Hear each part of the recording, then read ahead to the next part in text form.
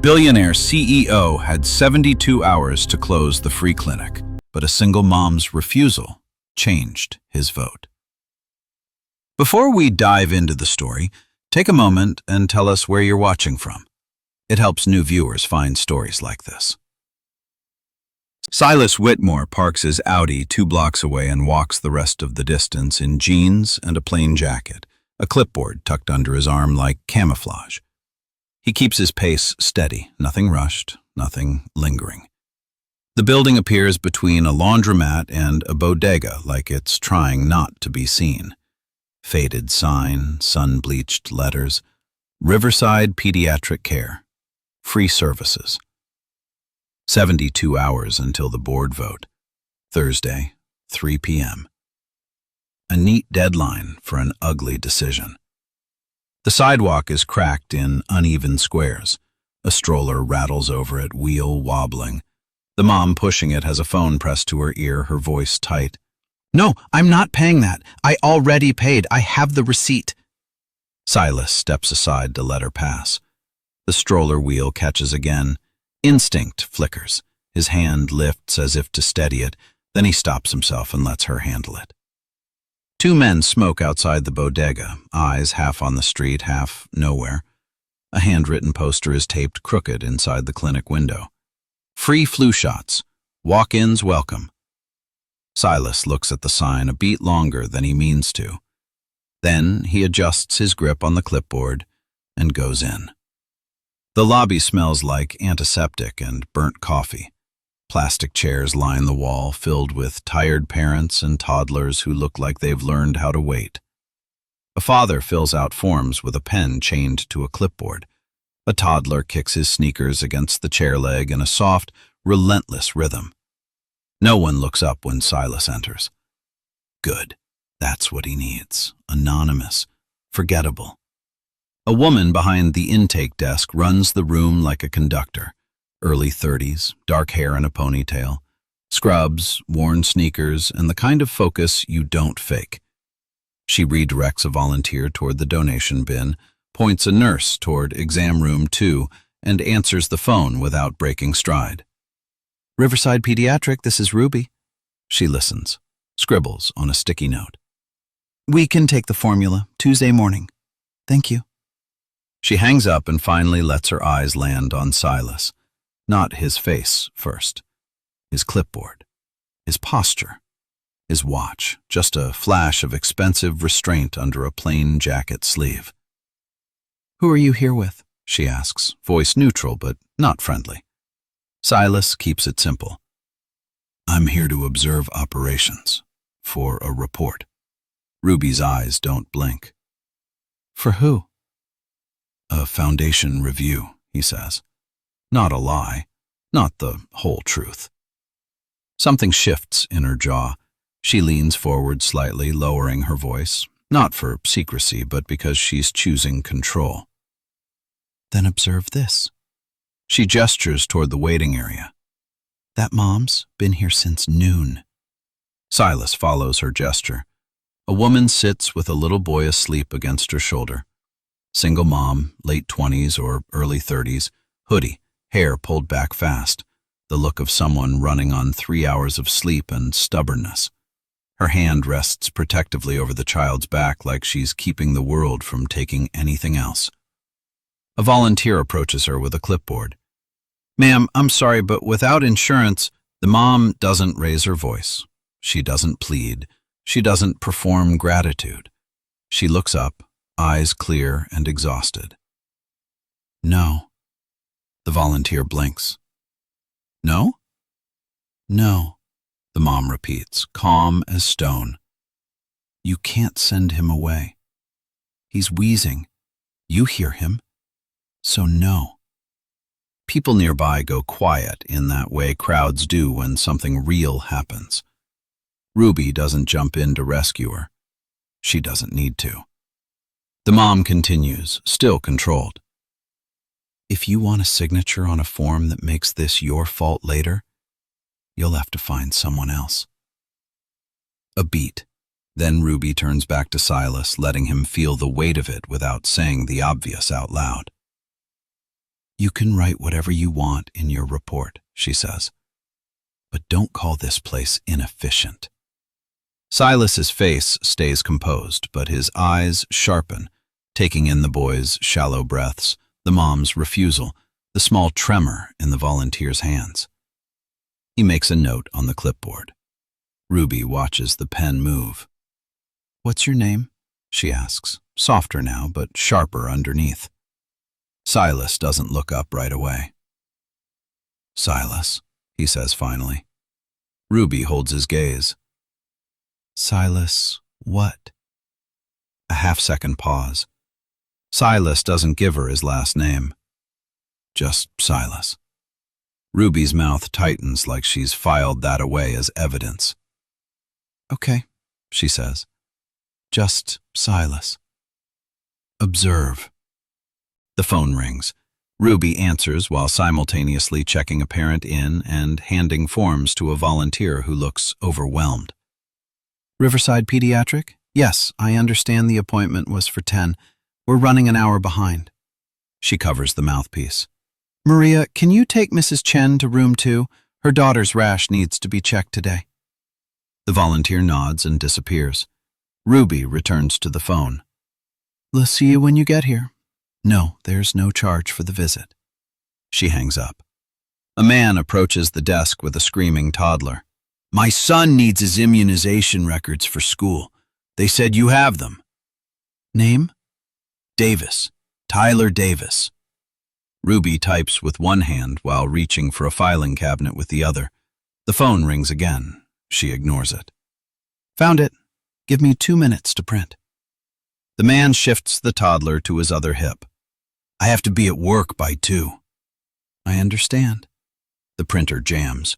Ruby doesn't curse. She just opens it, clears the paper, and tries again.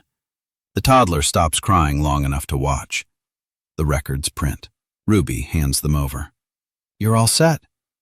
The man leaves. The phone rings again. Ruby answers. "Riverside Pediatric, this is Ruby." A volunteer approaches, whispering, "We're out of intake forms." Ruby nods. "Check the supply closet, second shelf." She handles the call, redirects a walk-in, logs a donation, never stops moving. Silas writes something on his clipboard. Ruby glances at him once. Her expression says everything. This is what efficient looks like, and you want to shut it down. That's when he sees the boy. 7 years old, maybe 8, sitting on a bench against the wall staring at nothing. A dog lies pressed against the boy's leg, some kind of rescue mutt, tan and scruffy, with ears that don't quite match. The dog's eyes track every person who walks past, but it doesn't move. The boy looks up and meets Silas's gaze. "Are you here to help, or to take it away?" The question lands like a stone in still water. Silas opens his mouth, then closes it. Ruby watches him from the desk, waiting. "I'm here to observe," Silas says carefully. "That's all." The boy tilts his head. "That's not an answer." Silas steps closer, crouches down to the boy's level. He pulls a granola bar from his jacket pocket, something left over from breakfast, and holds it out to the dog. "Hey, buddy." The dog looks at the bar, looks at Silas, then turns its head away. Ruby walks over, her footsteps deliberate. "His name's Tucker. He's Caleb's dog, and he doesn't take food from strangers." Silas stands, slipping the bar back into his pocket. "Caleb?" "My son." Before Silas can respond, a nurse walks past, glances at him, and stops mid-step. She pulls out her phone, checks the hospital network board directory, and her eyes widen when she matches his face to the photo. Oh my God. The lobby doesn't go silent all at once. It's more like dominoes falling. The nurse whispers to another staffer who turns and stares. Someone says a name. Whitmore. Another person pulls out their phone. Within 30 seconds, every pair of eyes in the room is on him. Ruby's face goes still. Not angry. Worse. Disappointed. She walks up to him, close enough that he can see the exhaustion in the corners of her eyes. Don't talk to me about hard choices. Show up at the vote Thursday and stop it. Silas meets her gaze. I'd like to schedule a private meeting. We can discuss. I don't do backroom deals. She turns and walks back to the intake desk, leaving him standing in the middle of the lobby with a room full of people staring at him like he's already made his decision. He leaves without another word. Silas exits through the front door and stops on the sidewalk. A woman is sitting on the curb near the entrance, phone pressed to her ear, trying not to cry. I know I owe you, Mom. I know. But Riverside gave us the antibiotics for free. If I go to CVS, it's $80. Pause. I don't have $80. Her voice cracks. She wipes her eyes with the back of her hand. If this place closes, I don't know what I'll do. She hangs up and sits there, staring at nothing. Silas stands 10 feet away, frozen. She doesn't see him. After a moment, she stands, composes herself, and walks back inside. He stays there on the sidewalk, late afternoon sun casting long shadows. The bodega across the street has a sign in the window. We accept EBT. The laundromat next door advertises wash and fold for $3 a pound. This isn't the neighborhood where people have backup plans. He thinks about the email he sent, the private offer to fund Caleb's care at another facility. Clean, surgical. 1 kid saved, and 300 families abandoned. He gets in his car but doesn't start the engine. He sits there, hands on the wheel, staring at the clinic's front door. Through the window, he can see the waiting room, the families, the boy with the dog. Tucker is lying beside Caleb's bench, head up, watching the door. The dog sees him, doesn't react, just watches. Silas starts the car and drives away. The glass-walled office downtown feels like another planet. Floor-to-ceiling windows, leather chairs, a conference table that cost more than most people make in a year.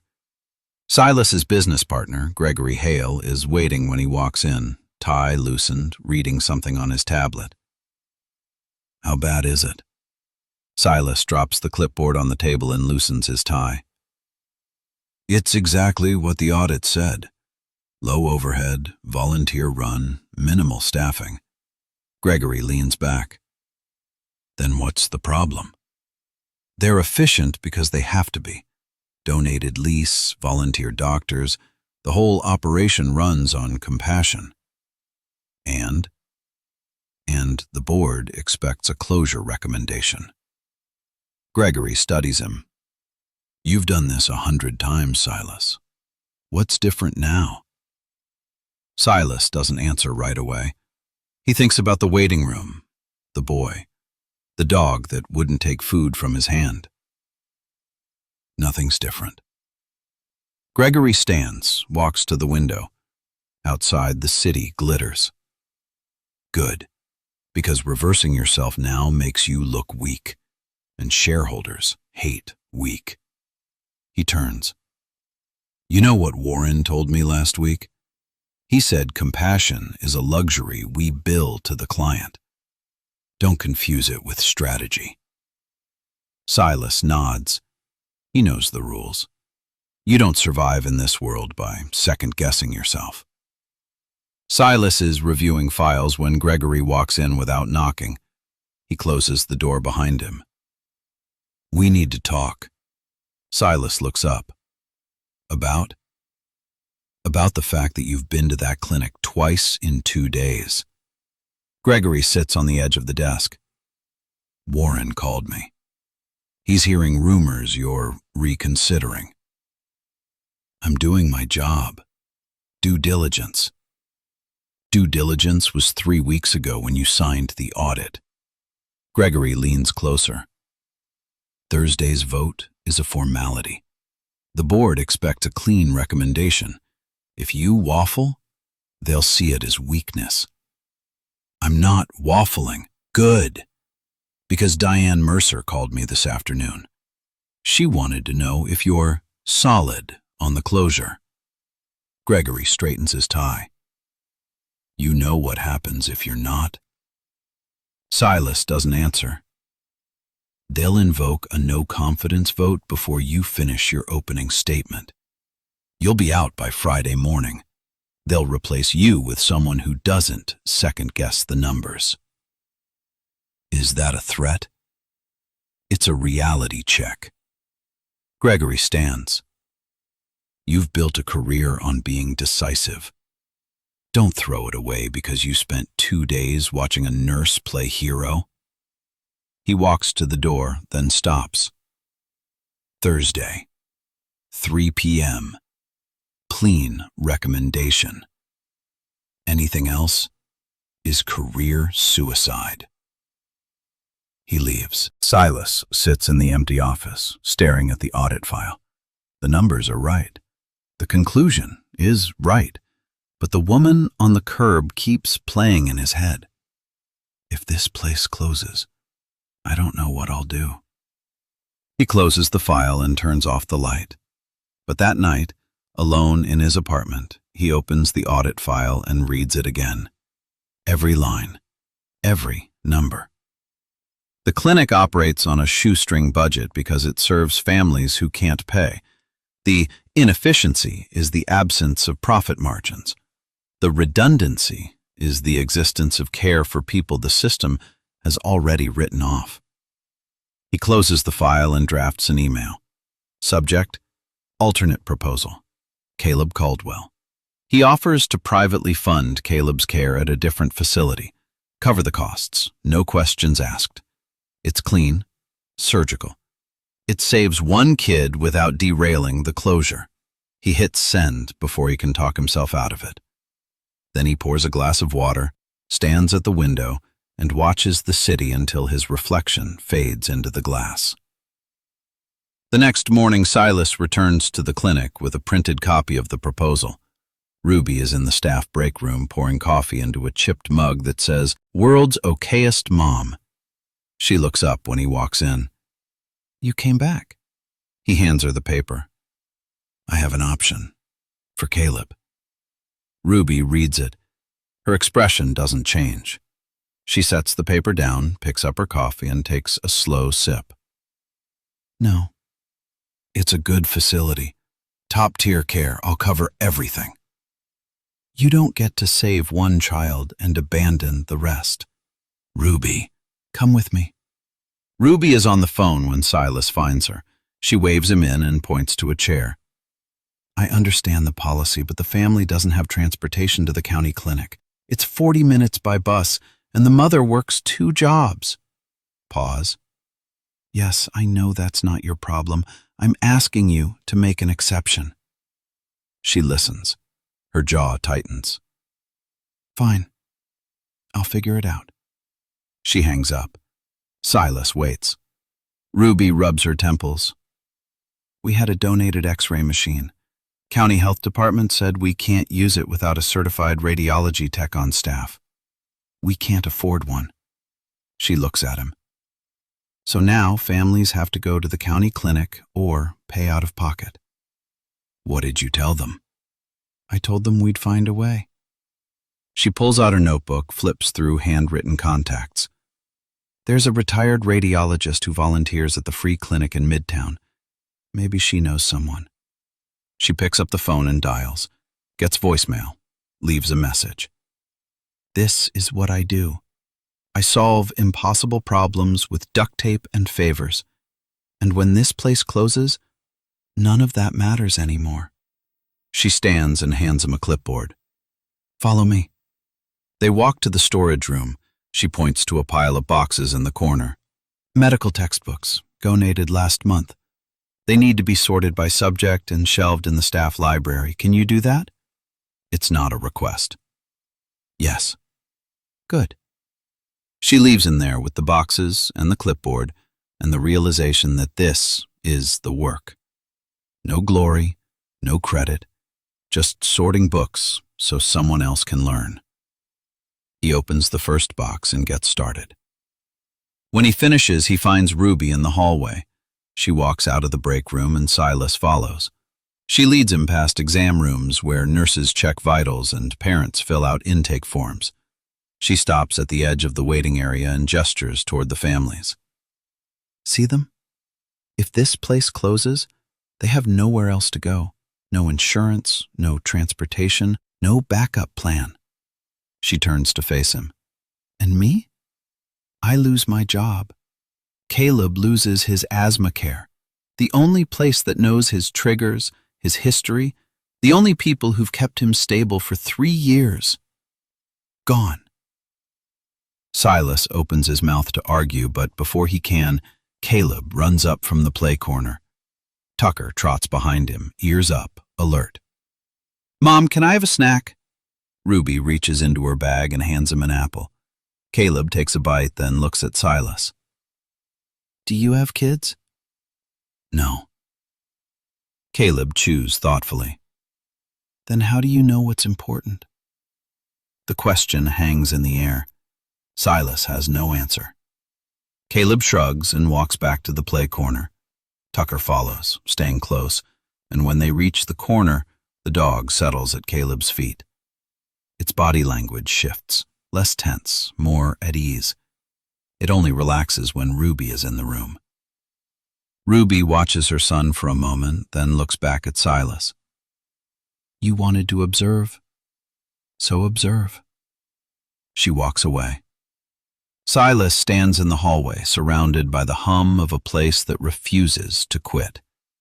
A nurse calls a name. A baby cries. Somewhere, a printer jams and someone curses softly. He watches through the window into the play area. Caleb is building something with blocks.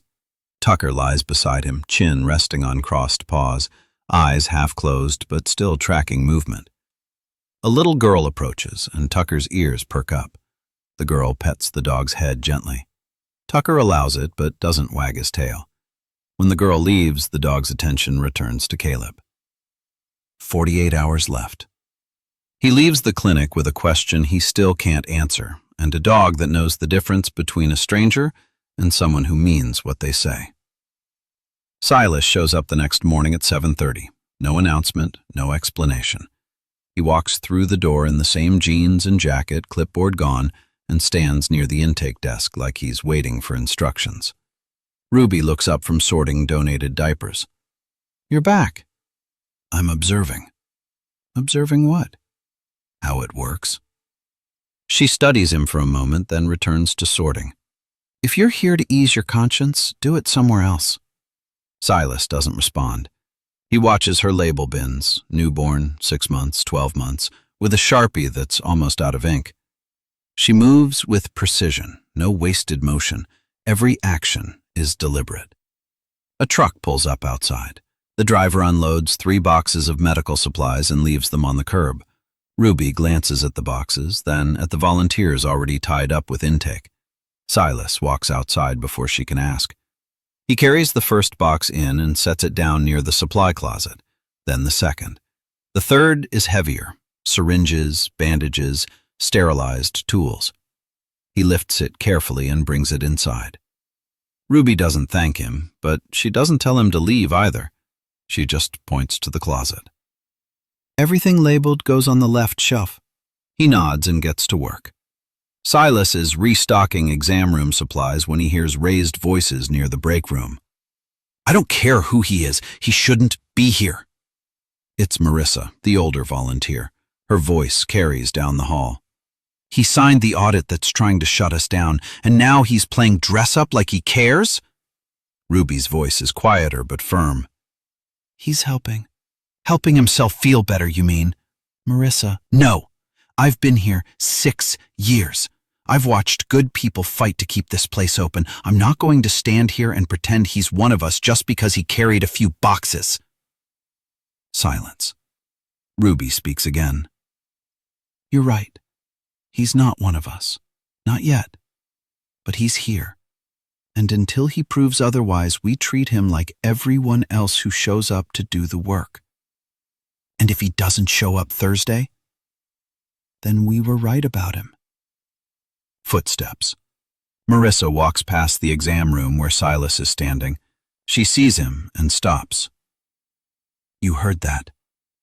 "Yes." She crosses her arms. "Good. Then you know where you stand." She walks away. Silas finishes restocking the supplies. His hands are shaking slightly. He closes the cabinet and leans against the wall. Ruby appears in the doorway. She doesn't apologize for Marissa. She just looks at him. "You still here?" "Still here." She nods once and walks away. He follows her back to work. Tucker stays close to Caleb all afternoon. When Caleb sits in the play corner with a coloring book, Tucker lies at his feet. When Caleb moves to the water fountain, Tucker follows 3 steps behind. The dog doesn't bark, doesn't beg, just watches. Silas tries once more. He crouches down near the corner with a pack of crackers from the vending machine. He holds one out. "Hey, Tucker." The dog looks at the cracker, looks at Silas, then turns its head and rests its chin on Caleb's shoe.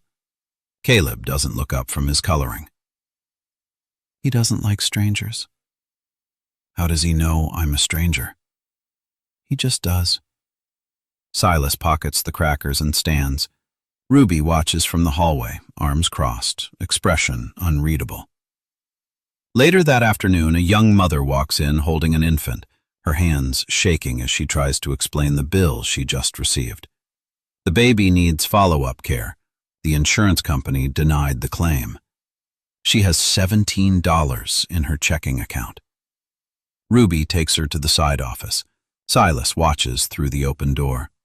Ruby pulls up the account on an old desktop computer. On her desk, Caleb's school health form sits half-finished, the second parent line left blank. She calls the insurance company, puts them on hold, calls again, gets transferred, stays calm the entire time. "Yes, I'm still here. Account number 47729. The claim was denied because you coded it wrong, not because it wasn't covered." Silence. She listens. "I understand your system flagged it, but if you pull the original authorization from August, you'll see—" "Yes, I'll hold." She puts the phone on speaker and types while she waits. The hold music crackles. The young mother shifts the baby to her other hip. Finally, someone comes back on the line. "They'll reprocess it. Should take 2 weeks." The mother's voice cracks. "What if they don't?" Ruby's eyes don't leave the screen. "Then we'll figure it out." The woman's shoulders drop. She starts crying. Ruby doesn't offer platitudes. She just hands her a tissue and waits. When the woman leaves, Ruby leans back in her chair and closes her eyes for 5 seconds. Then she stands and goes back to the lobby. Silas sees it, the exhaustion, the weight of holding this place together with duct tape and sheer force of will. Ruby is standing beside a van with the hood open, phone to her ear. Silas walks out to find her. "I understand it's not in the contract, but we need the van today. The pharmacy delivery is waiting," and she listens. "Fine. Thank you for nothing." She hangs up and stares at the engine. "What's wrong?" "Alternator's dead. The van service won't send a replacement until tomorrow, but we have a pharmacy delivery sitting at the depot across town, and it's time-sensitive insulin." She pulls out her keys. "My car's too small. I'll have to make 3 trips. "How far?" 40 minutes round trip." Silas does the math. 2 hours minimum. She'll miss the afternoon intake rush. "I'll go." Ruby looks at him. "You don't even know where it is." "So tell me." She hesitates, then pulls out her phone and texts him the address. "Ask for Darren. He knows our account. Don't let them charge you. We have a standing agreement." "Got it." "And Silas?" She meets his eyes. "Don't try to pay for anything. If there's a problem, call me." He nods and heads to his car. An hour later, he returns with the insulin packed in coolers. Ruby is at the intake desk. She sees him through the window and comes outside. "Any trouble?" Darren tried to add a fuel surcharge. I told him to call you. What did he say? He waived it. Ruby takes the coolers and checks the seals, everything intact. She looks at him. Thank you. It's the first time she's said it. He nods and follows her back inside. He finds her in the hallway 20 minutes later. She's restocking an exam room, moving quickly, efficiently.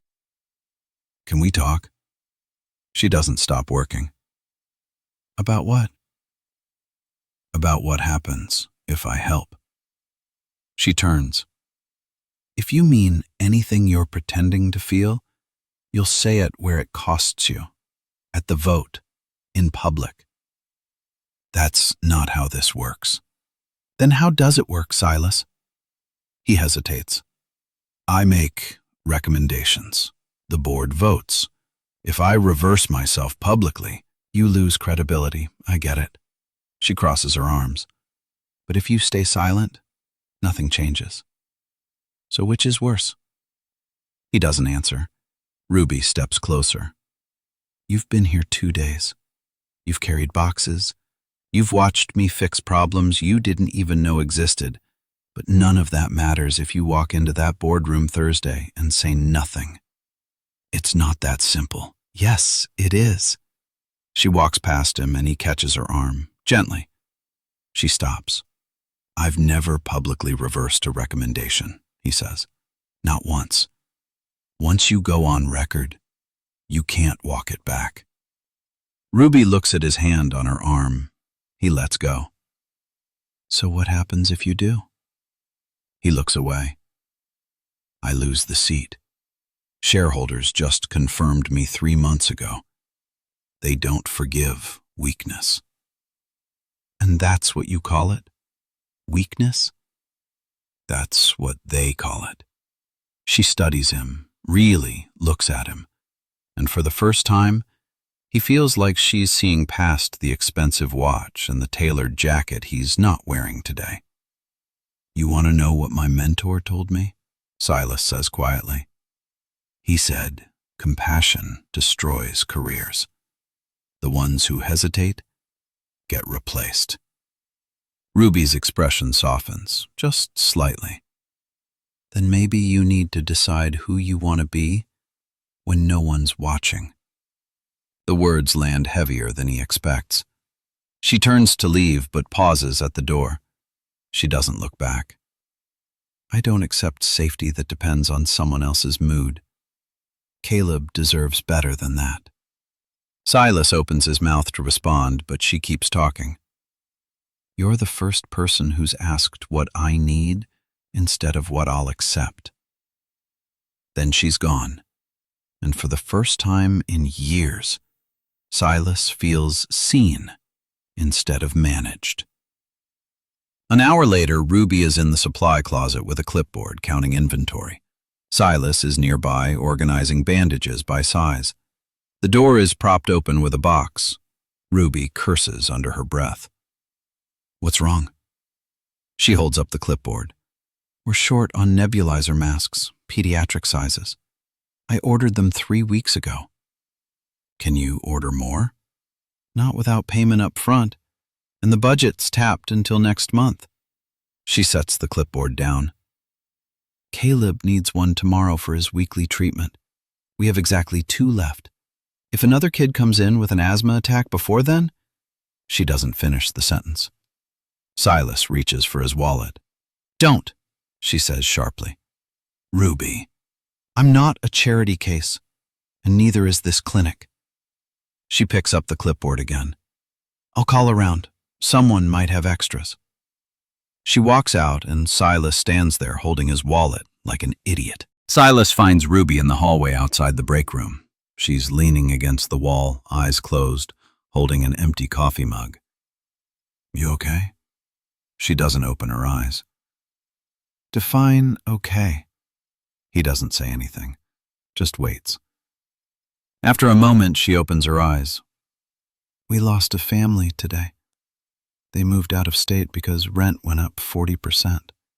Single mom, 2 kids. One of them has epilepsy.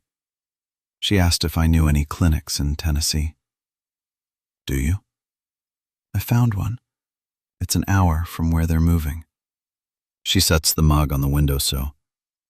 That's the part that gets me. Even when we do everything right, we still lose. Silas sees it. The weight. The years of holding this place together while families slip through the cracks anyway. What do you need? He asks. She looks at him. What I need is for you to show up Thursday and stop pretending there's a compromise that saves everyone. Ruby, I don't need your guilt. I don't need your checkbook. I need you to decide who you are when it costs you something. She picks up the mug and walks toward the break room. At the door, she stops. There's a stack of donation receipts on my desk. They need to be logged by end of day. Can you do that? Yes. Then do it. She goes inside and Silas walks to her desk.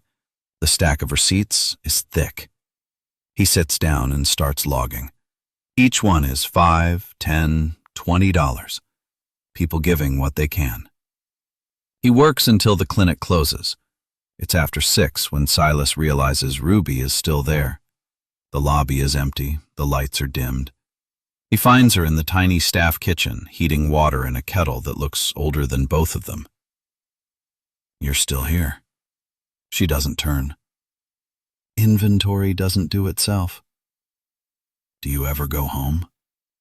When the work's done? The kettle clicks off. She pours water into 2 mugs, instant coffee, the cheap kind. She slides one toward him without asking if he wants it.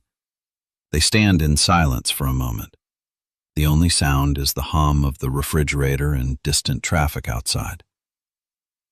Why do you do this? Silas asks. Do what? This. All of it. Ruby wraps her hands around the mug. Because no one else will. She looks at him. I grew up in a place like this. Free clinic in Baltimore. My mom got her prenatal care there, got me my vaccines, treated my asthma when I was 5. She takes a sip. They shut it down when I was 12. Told us it was financially unsustainable. You know what happened? Silas shakes his head. 3 kids died that winter. Couldn't afford ER visits. Waited too long. Her voice is flat, factual. So yeah, I do this because someone has to. Silas doesn't know what to say to that. He drinks his coffee. It tastes like burnt cardboard, but he doesn't complain. I'm sorry, he says finally. Don't be sorry. Be different. Ruby finishes her coffee and rinses the mug. She's about to leave when Caleb appears in the doorway, rubbing his eyes. Tucker is beside him, alert despite the late hour. Mom, I'm ready. Come on, sweetheart. Caleb looks at Silas. Are you coming back tomorrow? Silas glances at Ruby. She doesn't help him. I don't know, he says honestly. Caleb frowns. Why don't grown-ups know things? Ruby rests a hand on her son's shoulder. Sometimes they're still figuring it out. She leads Caleb toward the exit, Tucker following close behind. At the door, she stops and looks back. Lock up when you leave. Keys on the hook. Then they're gone. Silas stands in the empty clinic, holding a coffee mug, staring at the key on the wall. Silas lies in bed, staring at the ceiling. The clock reads 2:17 a.m. He gets up, walks to the kitchen, pours a glass of water. Doesn't drink it. He opens his laptop and pulls up the email draft he's been working on. The compromise proposal. Partial services, reduced hours, smaller footprint. He reads it twice. Then he highlights the entire thing and deletes it. He opens a new document and types 3 words. I was wrong. He stares at them, says them out loud. I was wrong. His voice sounds strange in the empty apartment. He tries again. I was wrong. The clinic should stay open. The words feel heavier the second time. He thinks about what happens next, the board vote, Gregory's motion, the shareholders, the career he spent 20 years building. He closes the laptop and walks to the window. The city is quiet at this hour. A few lights still on, people awake, working, worrying. He wonders if Ruby is sleeping. Probably not. He wonders if Caleb is okay, if Tucker is lying beside his bed watching the door. He goes back to the laptop and opens it, stares at the 3 words. I was wrong. He adds one more sentence. And I'm going to fix it. Then he closes the laptop and goes back to bed. He still doesn't sleep. But at least he knows what he's going to say. The next few hours pass in restless clarity. By 4 a.m., Silas is back at his laptop. He opens a new document and starts building his case. He pulls up the clinic's operational data. 300 families served per month. 312 emergency interventions last quarter. Average intervention time, 14 minutes.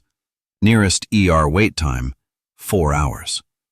He writes it all down. Clear, specific, undeniable.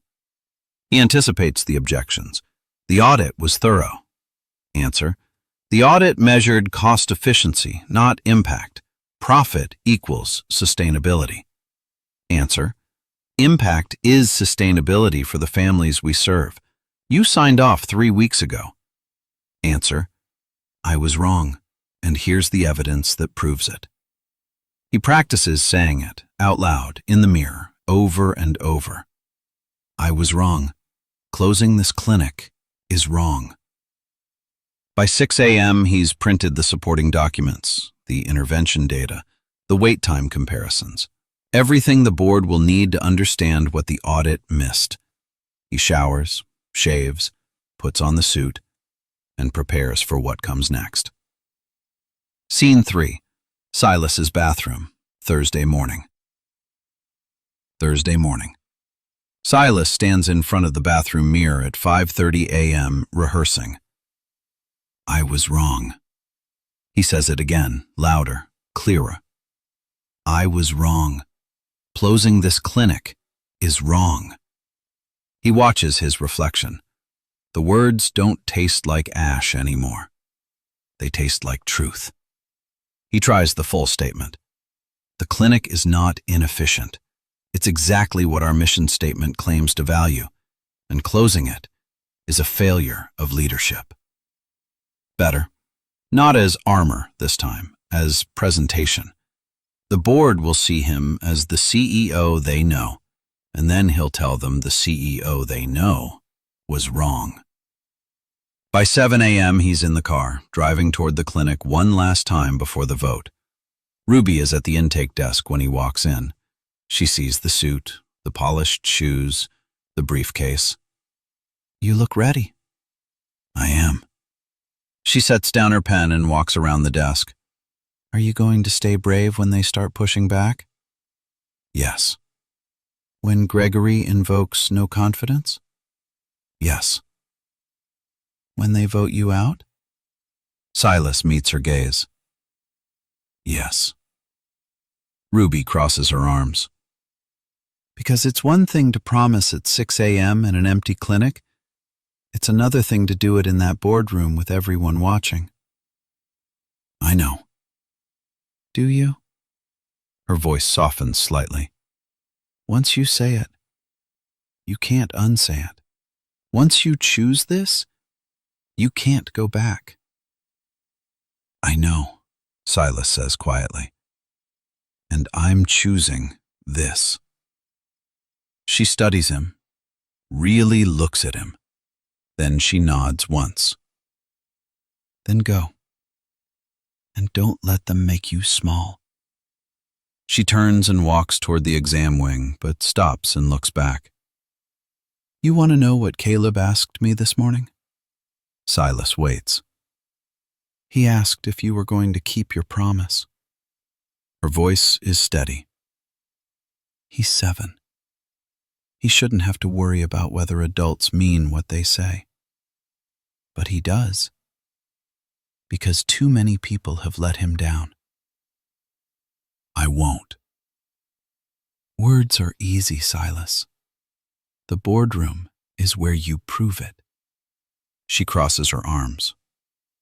So when you walk in there, remember, you're not just fighting for a building.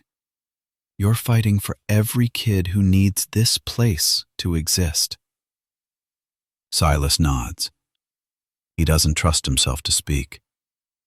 Ruby walks away and he stands there, the weight of 300 families pressing down on him. 8 hours until the vote. He's about to leave when Caleb appears in the hallway holding a worksheet. Tucker trots beside him. Mr. Whitmore? Silas stops. Yeah? Do you think people can change? The question catches him off guard. What? Caleb holds up the worksheet. It's about butterflies, metamorphosis. My teacher says caterpillars turn into butterflies, but they have to stop being caterpillars first. They have to let go. Silas stares at the kid, at the simple drawing of a cocoon, at the arrow pointing to the butterfly. I think so, Silas says quietly. I hope so. Caleb nods and walks toward the play area. Tucker follows, and just before they disappear around the corner, the dog glances back at Silas. Just once. Then he's gone. Silas is heading for the exit when he hears it. A bark. Sharp. Urgent. Tucker. The sound cuts through the hum of the clinic like a blade. Silas turns. The dog is standing outside exam room 3, head up, ears forward. It barks again. Ruby appears at the end of the hallway, moving fast. She's inside the room before Silas can process what's happening. He follows. Caleb is sitting on the exam table, coughing. Hard. Wet, rattling coughs that shake his small frame. He's trying to catch his breath, but it's not coming. His lips have a faint blue tinge. His chest heaves. Ruby's hands are already moving. She reaches for the oxygen mask hanging on the wall. A nurse rushes in behind her, pulling equipment from the cabinet. Get the nebulizer. The nurse grabs it. Ruby fits the mask over Caleb's face, her voice calm and steady even though her hands are shaking. Breathe with me, baby. In through your nose. Slow. Caleb's eyes are wide, scared. He's trying, but the breath won't come deep enough. His small hands grip the edge of the exam table. The monitor starts beeping. Oxygen saturation dropping. Silas stands in the doorway, frozen. Useless. The room smells like sterile plastic and fear. The nurse sets up the nebulizer with practiced speed. Tubing clicked into place, medication chamber filled, machine switched on. Ruby switches the mask. The machine hisses. Medication mist fills the chamber, white and thick. Caleb breathes it in, and slowly, achingly slowly, the coughing eases. His shoulders drop. The panic in his eyes fades. The blue tinge around his mouth recedes. Ruby keeps her hand on his back, counting breaths. That's it. You're okay. I've got you. The nurse checks the monitor, nods. Oxygen's coming back up. 94, 96. Ruby exhales. She doesn't look at Silas. She doesn't look at anything except her son. The nurse mutters under her breath. Good thing we're still open. ER's backed up 4 hours right now. Could have been bad. The words land like a punch. 20 minutes later, Caleb is stable. The breathing treatment worked. The nurse moves him to the recovery area, a small room with a couch and a stack of coloring books. Tucker follows, settling at Caleb's feet. The dog is calm now, watchful but relaxed. Ruby sits beside her son, brushing the hair off his forehead. She doesn't cry. She doesn't fall apart. She just sits there, present, steady, the way she's been 1,000 times before. Silas stands near the door. He wants to say something, to apologize, to explain, but every word he thinks of feels inadequate. Caleb's breathing is still a little shallow, but the color is back in his face. He looks at Silas. "Are you still going to help us?" Silas's throat tightens. The stakes are real, concrete. This child struggling to breathe, this place keeping him alive. "Yes," he says. His voice is rough. "I promise." Caleb nods and closes his eyes. Ruby glances at Silas. Just once. A look that says, "Now you understand what's at stake." He does. The nurse who helped during Caleb's breathing crisis finds Silas in the hallway outside the recovery room. Her name tag says Janet. "You're the CEO?" "I was." She doesn't ask what that means. "You saw what just happened in there?" "Yes."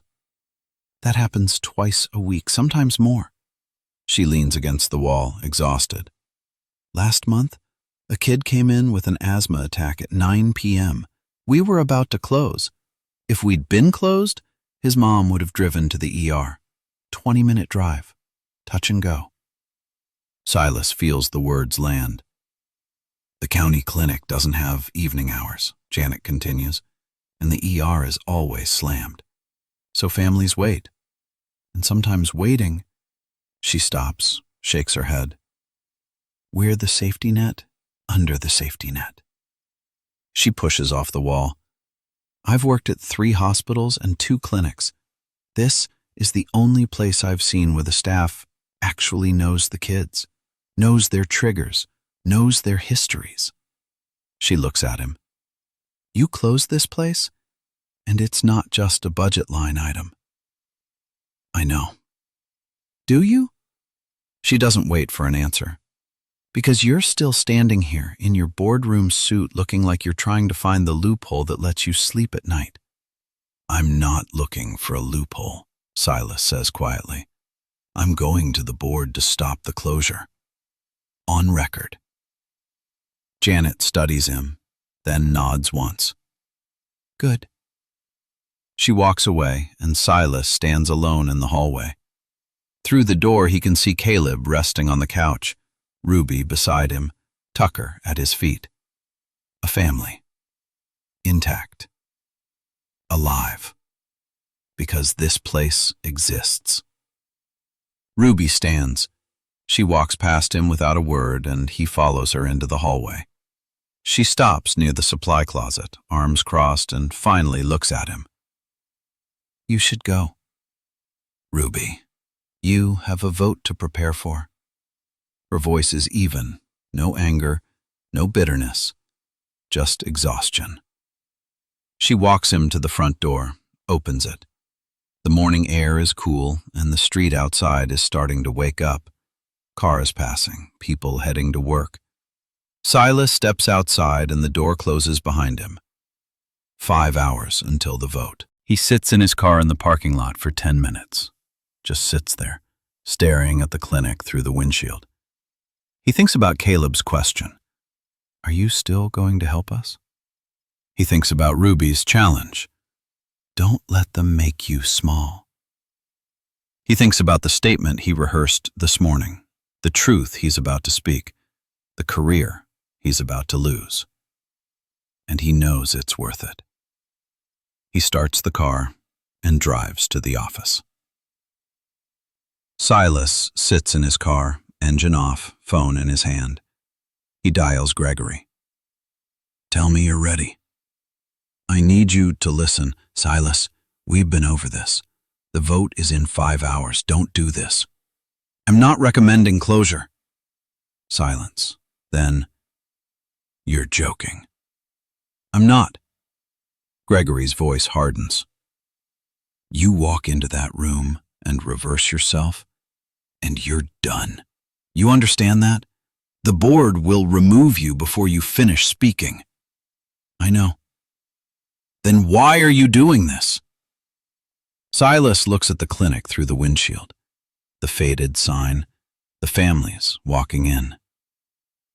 Because I was wrong. Jesus Christ, Silas, this is career suicide. Maybe? There's no maybe. This is a fact. You will lose everything. Not everything. Gregory pauses. What the hell does that mean? It means I'm done pretending the numbers are the only thing that matters. The numbers are the only thing that matters. No, Silas says quietly. They're not. Gregory exhales.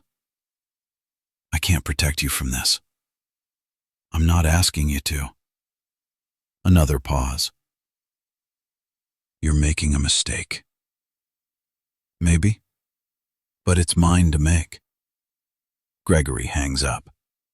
Silas sets the phone down and sits in silence. His hands aren't shaking anymore. He starts the car and drives to the office. Gregory is waiting when Silas walks in. He's standing near the window, arms crossed, watching the city below. You look like hell. Silas sets his briefcase down. I'm fine. Are you ready for this? I'm ready. Gregory studies him. What's the play? I'll tell them the truth. They'll vote. It's done. Gregory walks to the boardroom. The table is already set. Water glasses, printed agendas, everything in its place. Silas sits down and pulls out his folder. The intervention data, the evidence that proves the audit measured the wrong thing. Gregory follows him in. He closes the door. Please tell me you're not about to do something stupid. Silas looks up. Like what? Like throwing away your career over a clinic that's going to close anyway? It doesn't have to close. Silas, I was wrong. Gregory freezes. What? The audit. The recommendation. I was wrong. Gregory's face hardens. You signed off on this 3 weeks ago. I know. The board expects a clean vote. I know. If you reverse yourself now, they'll remove you. You understand that, right? This isn't a hypothetical. They will vote you out. Silas looks at his folder, at the data that tells the real story, at the truth he's about to speak. He thinks about Caleb sitting on that exam table, struggling to breathe. He thinks about Tucker's bark. He thinks about Ruby's hands on her son's back. I've got you. And he thinks about who he wants to be when no one's watching. I understand. Gregory stares at him. You're serious? Yes.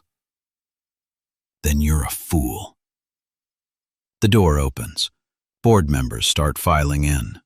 3, 4, 5, 6, 7, 8, 9.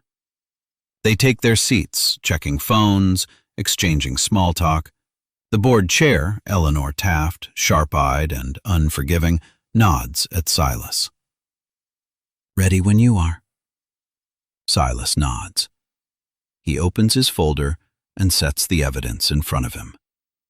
Gregory sits down across from him, jaw tight, and the room fills with the quiet hum of people who have no idea what's about to happen. The board chair calls the meeting to order at 2:58 p.m. 2 minutes until the vote. The board chair taps her pen against the table. Let's begin. Item 1, Q4 revenue projections. Silas sits with his hands folded, watching the numbers flash on the screen. Gregory sits 3 seats down, eyes forward, jaw set. The other board members scroll through tablets asking questions about margins and forecasts. Item 1 passes. Then, Item 2, budget reallocations. Approved. Item 3, executive compensation review. A brief discussion. No objections. Silas rehearses the words in his head. I was wrong.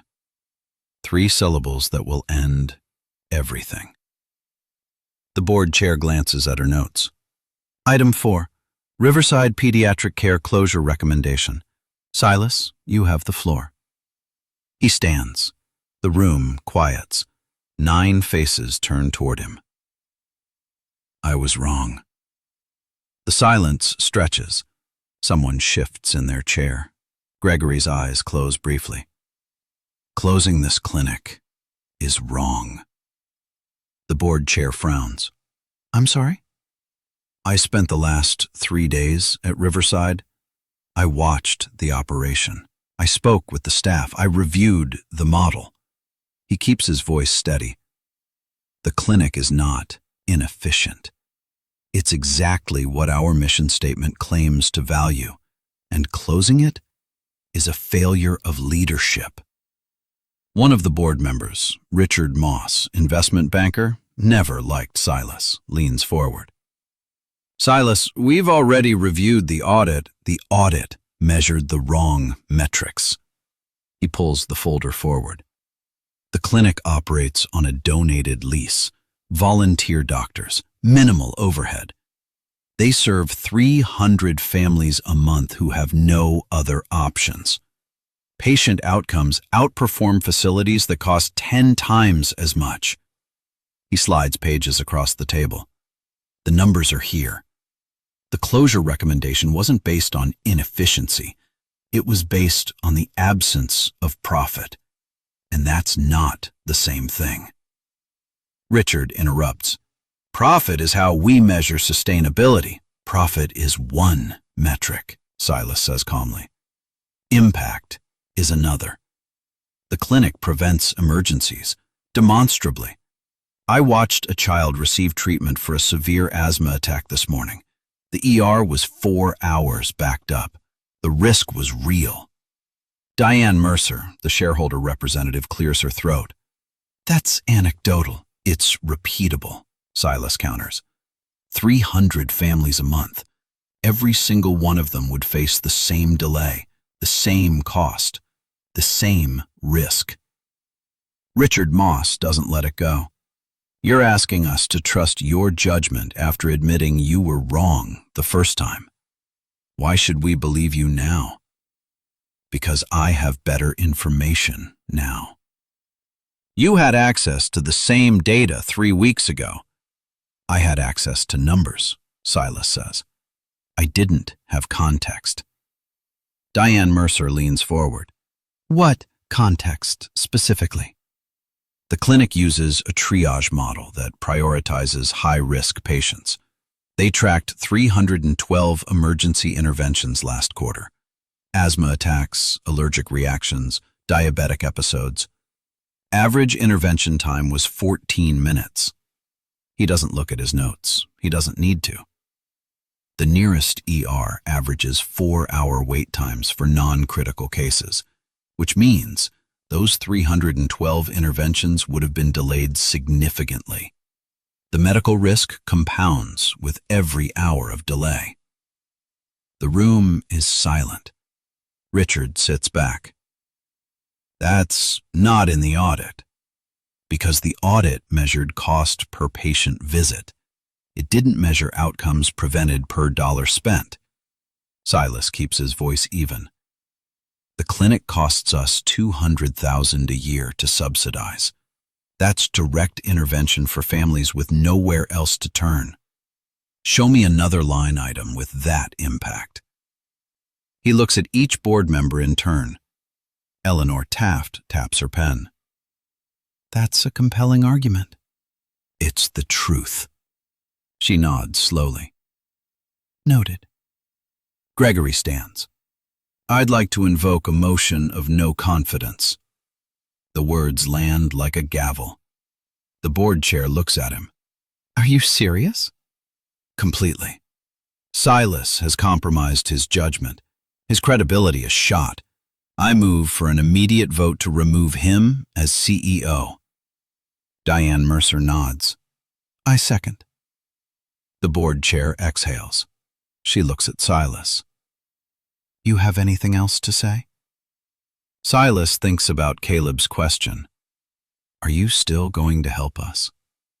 He thinks about Ruby's challenge. Don't let them make you small. No. Eleanor Taft nods slowly. Then let's vote. All in favor of removing Silas Whitmore as CEO? Hands go up. 1, 2, 3, 4, 5, 6. 2 board members keep their hands down. The board chair raises her own hand last.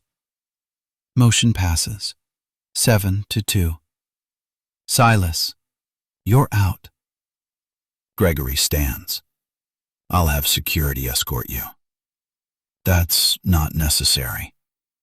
It's protocol. Silas gathers his folder. He doesn't look at Gregory, doesn't look at anyone. He walks toward the door, and as he reaches for the handle, the board chair speaks. For the record, your testimony was compelling. The clinic vote is next. I expect it'll pass. He stops, turns. What? Diane Mercer nods. You flipped enough votes. The clinic stays open. Silas stands there, hand on the door, processing. He just lost his job, his career, 20 years of work. And the clinic. The clinic survives. He nods once. Thank you. Then he walks out. The security guard follows him to his office. Silas packs his briefcase in silence. Laptop, files, a photo of his father he's kept on the desk for a decade. The guard waits by the door, polite but firm. Silas takes one last look at the glass walls, the view of the city, the corner office that defined him. Then he leaves. The clinic is quiet when he arrives, just after 6 p.m. The sun is low, casting long shadows across the street. Silas parks and walks to the front door. Ruby is inside, locking the filing cabinets. Caleb sits on the bench near the window, coloring. Tucker lies at his feet, head on his paws. Silas knocks. Ruby looks up. She walks to the door and unlocks it. You came back. I needed to tell you. She steps aside and he walks in. Tucker lifts his head. The dog doesn't bark, just watches. Silas stops a few feet from Ruby. It's done. The board voted to keep the clinic open. Her face doesn't change. And you? I'm out. She studies him, really looks at him. Was it worth it? He thinks about the question, about the boardroom, about Gregory's face when he invoked the no-confidence vote, about the corner office he'll never see again. I didn't want to be right, he says quietly. I wanted to be human. Ruby's expression softens, just slightly. She doesn't say anything. She doesn't need to. Caleb looks up from his coloring book. He sees Silas and climbs down from the bench. Tucker stands and follows. Caleb stops in front of Silas, looking up at him with those direct, unflinching eyes. Tucker, I think he helped. The dog's tail wags, once. Then Tucker steps forward and sniffs Silas's hand, doesn't pull away, doesn't turn his head, just accepts the touch. Silas crouches down slowly. He runs his fingers through the dog's fur. Tucker leans into it, just slightly. It's the smallest gesture, but it means everything. Ruby walks over and stands beside her son. She reaches into her pocket and pulls out a volunteer lanyard, bright yellow with the clinic logo. She holds it out to Silas. You start Monday morning, 7 a.m. Silas takes the lanyard. He looks at it, at the worn plastic, at the empty name tag slot. I don't know the first thing about running a clinic. Then you'll learn. He meets her eyes. She's not smiling, but there's something there. An opening, a maybe, a chance. What do I do until Monday? Ruby glances at Caleb, who's already climbing back onto the bench with his coloring book. Tucker settles beside him, watchful, as always. You go home. You figure out who you are without the job. And then you show up and do the work. Silas nods. He slips the lanyard into his pocket. No grand promises, she says. No shortcuts. Just show up. I will. She walks him to the door. The street outside is quiet now. The bodega next door is closing. The laundromat's lights flicker off. Ruby leans against the doorframe. You know what the hardest part is? What? Believing you'll still be here when it's not exciting anymore. When it's just sorting diapers and filing paperwork and calling insurance companies for 3 hours. Silas looks at her, at the exhaustion in the lines of her face, at the strength that's kept this place alive. I'll be here. We'll see. She doesn't say it unkindly, just honestly. He walks to his car, and when he looks back, she's still standing in the doorway, watching, waiting to see if he means it. He gets in the car and sits there for a moment. The lanyard is in his pocket. The corner office is gone. The career is over. And for the first time in 20 years, he feels like he might actually know who he is. He starts the car and drives home, knowing that Monday morning at 7 a.m., he'll be back. Not because it's easy, because it's right. And because a 7-year-old boy asked him a question he finally knows how to answer.